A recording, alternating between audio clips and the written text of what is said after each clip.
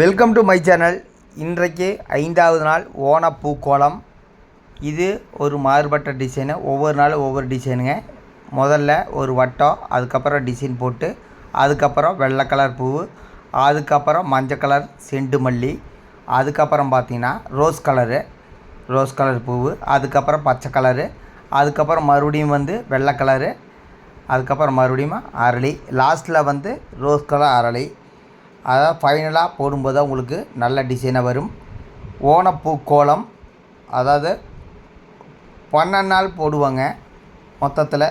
இப்போ கேரளாவில் கிராண்டு, தமிழ்நாட்டிலையும் கிராண்ட் ஆகி போச்சு. எல்லா காலேஜ்லேயுமே டெய்லி பூக்கோலம் இருக்குது. அது கிட்டத்தட்ட மண்டே அன்னைக்கு பெரிய ஃபங்க்ஷனாக இருக்குது எல்லா காலேஜ்லேயுமே. அதாவது வெனஸ்டே பண்டிகை அன்னைக்கு பெருசாக இருக்கும். மொத்தத்தில் 5வது நாள் ஓணப்பூக்கோலம் நான் போட்ட ஒரு படைப்பு தான். படைப்புங்கிறது கலை நயங்கிறது ஒரு மனுஷனுக்கு ரொம்ப ரொம்ப முக்கியம். அது இல்லைன்னா நம்மளுக்கு நாலேஜ் வளராது. மொத்தத்தில் ஃப்ளவர் பொறுத்தளவுக்கு அந்த ஃப்ளவரில் கலைநயம் எனக்கு ரொம்ப ரொம்ப பிடிக்கும். பாருங்கள், இதான் ஃபைனல் டிசைனு. பார்க்குறக்கு அழகாக இருக்குது. ஃப்ளவர் வீடியோ பார்க்குறவங்க மட்டும் இந்த வீடியோ பார்க்கலாம், இல்லைன்னா உங்கள் ஒர்க்கை போய் பார்க்கலாம். யாரும் வலுக்கட்டாயமாக நான் வீடியோ பார்க்க சொல்ல மாட்டேன்.